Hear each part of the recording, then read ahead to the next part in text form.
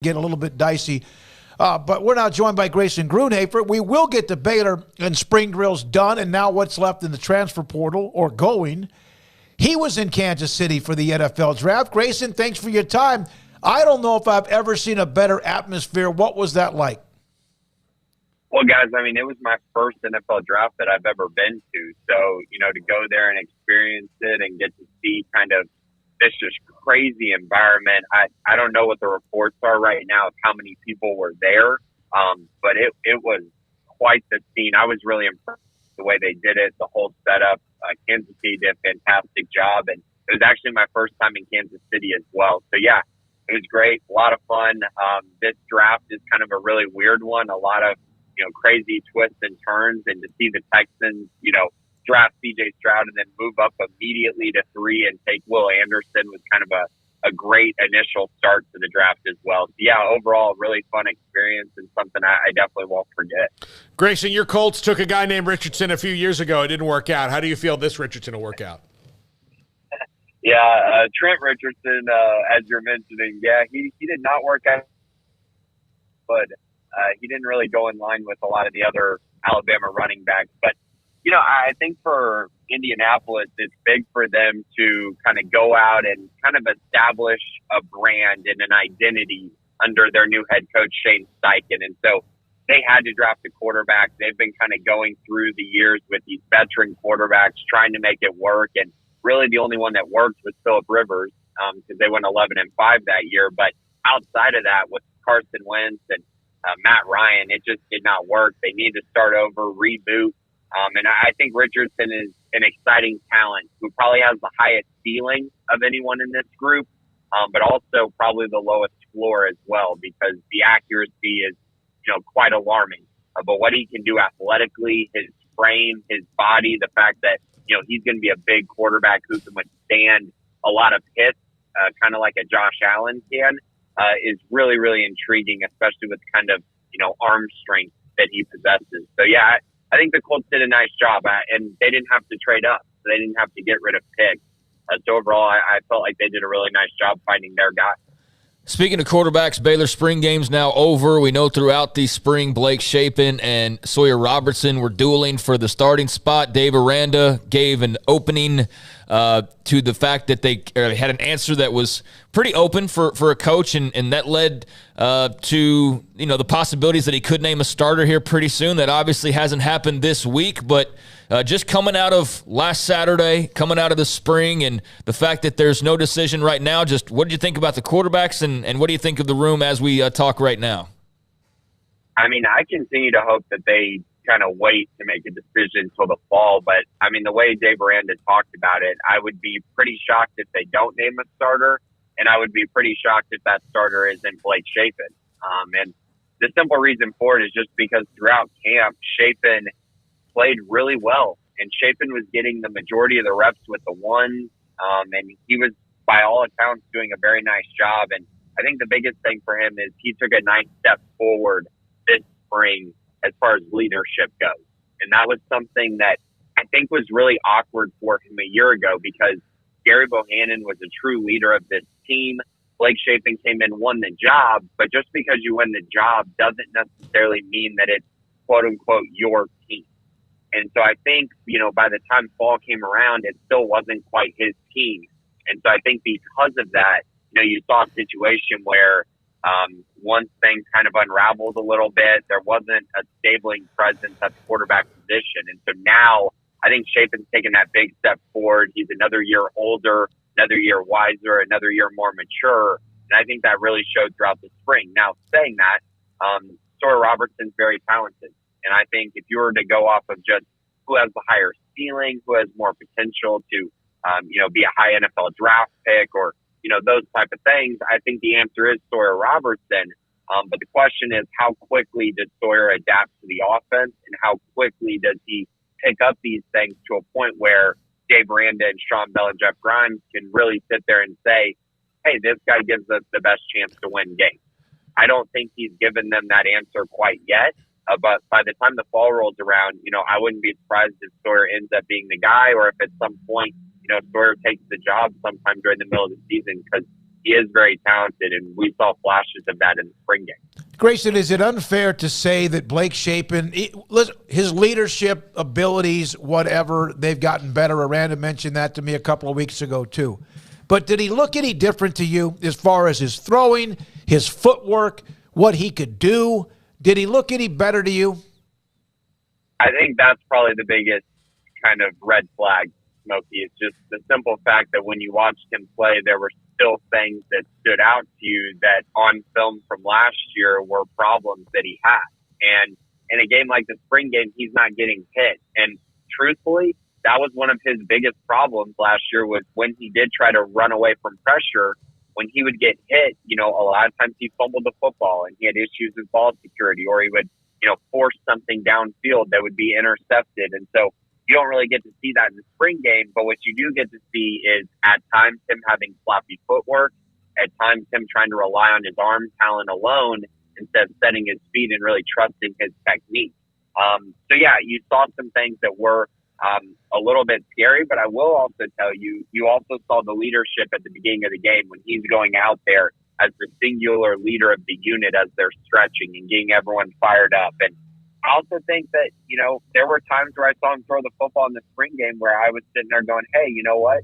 That looked a lot more accurate than the Blake Shapen that we saw last year. So there were a few things that, kind of raised a red flag, but then there were also some things where I sat there and went, okay, I see what the staff is seeing, and maybe this is just a day where, he simply didn't quite have it the way that he had it throughout the spring, which I know people like to overreact to, but I simply am not going to at this point.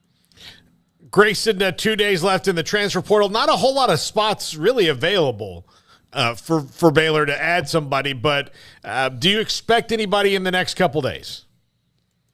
Well, they do have a visitor coming this weekend. So Utah State transfer cornerback Ajani Carter is going to take his official visit this weekend. It was supposed to be last weekend, but he actually moved it. So he'll be on campus, I guess today would be when he arrived. Be a big one. He's been kind of a priority target for them since the moment he entered the transfer portal. And, of course, he's very familiar with Byron Bonds, who, of course, committed to Baylor last week. And then they also got the commitment, earlier this week from Trevin Maya from Oregon. So, you add that together. They have one spot available. I simply feel like it's going to be a cornerback based on the offers that they sent out.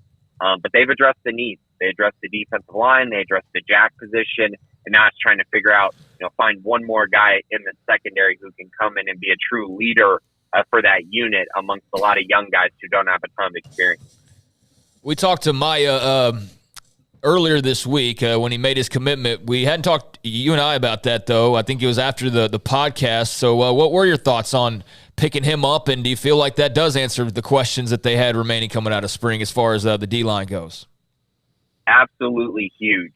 And I reported this on Sic'Em 365, but, you're dealing with these injuries that they had through the spring. When you're talking about Jarrell Boykins getting hurt in the spring game, Trey Emery not participating in spring, those two were an issue. Of course, we didn't get to see Jackie Marshall either, but I think that was more of a minor injury type thing, why he didn't play in the spring game. But you put all that together and you sit there and go, hey, they need a lot more on the defensive line. They need another body. They need more depth. Some of their young guys aren't quite ready yet. And then they also have young guys who are enrolling in the summer. So a lot of young faces still in that room. It really felt like they needed one more piece. And I feel like Maya really brings that to the table. He's very versatile, about 6'5", 290, 295 pounds, a guy who actually made the move from edge to being a true guy who can play on the interior of the defensive line, can play as a 5-tech, a 4-tech, can really do a lot of different things. But ultimately, I think he's going to be the true backup to Gabe Hall, while also coming in and playing multiple different positions as needed throughout the season. So huge as a depth piece. And then also don't forget he has 2 years of eligibility. So you're going to get him for 2 years, which I think is a pretty big deal as well. So he really shores up some things as an older guy who I feel like has his best football ahead of him, which is also really important, not to mention the connection with Matthew Pallage. So that Pallage went out, got him because he knows he can fill a particular need that Baylor has going into the fall. Grayson, I know that I had a chance to visit with both, and you talk to guys that are even looking at possibly committing to Baylor, so you get to know a bunch, I mean tons and dozens of players. Who has the better personality, Ma'ai or Bonds? Because I think both of them have dynamic and maybe a little bit of a spark in that personality flavor too. They do, don't they? I think they both do. You know what? I think if I'm going to pick one, I think it's going to be Byron Bonds. And the reason I say that is because he's got this alpha mentality. And I just think there's this thing that Baylor's been missing as far as the spark and as far as, just having a true, like, gritty person on that defense. A guy who's going to come in there and have a swagger about them and really come out and play with this unique physicality and confidence. And that can be infectious a lot of times. And based on what I've heard from him, it just seems like he's ultra confident in his abilities, which he should be, because I do think he's a very dynamic transfer addition and a guy who's going to wreak havoc in the Big 12 in the backfield this year. I'm anticipating big things from Byron going forward into next season. All right, so you have the two defensive players. There's the thought about the cornerback position. Do you feel like Baylor's going to be pretty good when it comes to any attrition or anything that might catch anybody off guard?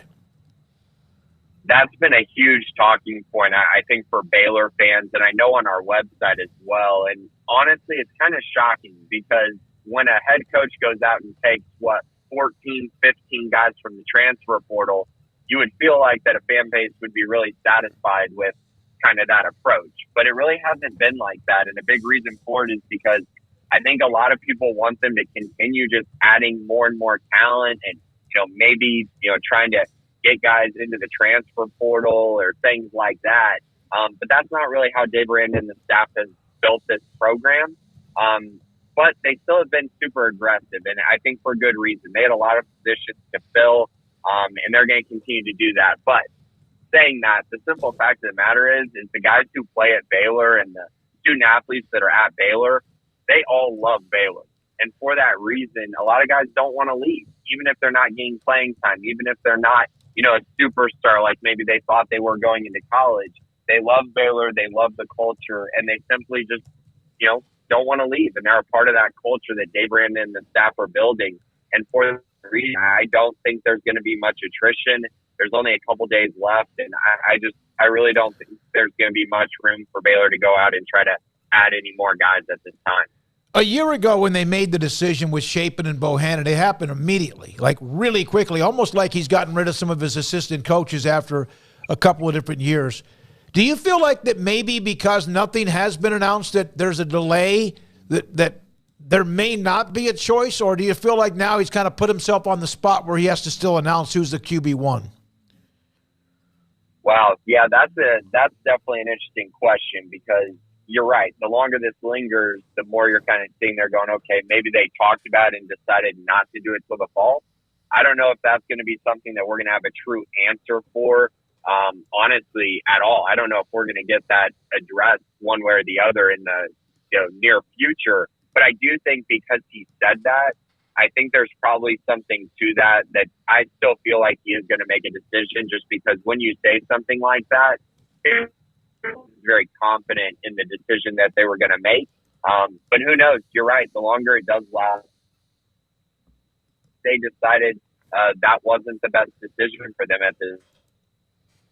Just want to take their time with putting it out there. Who knows? But it is an interesting thought process. That's for sure, Spunky. Thank you, Grayson. Glad you enjoyed it. Kansas City was unbelievable. Thousands and thousands of people that were there up close and even far back as well as they celebrated the Super Bowl for the second time with Patrick Mahomes as quarterback and Andy Reid as the head coach. Paul, you have one story on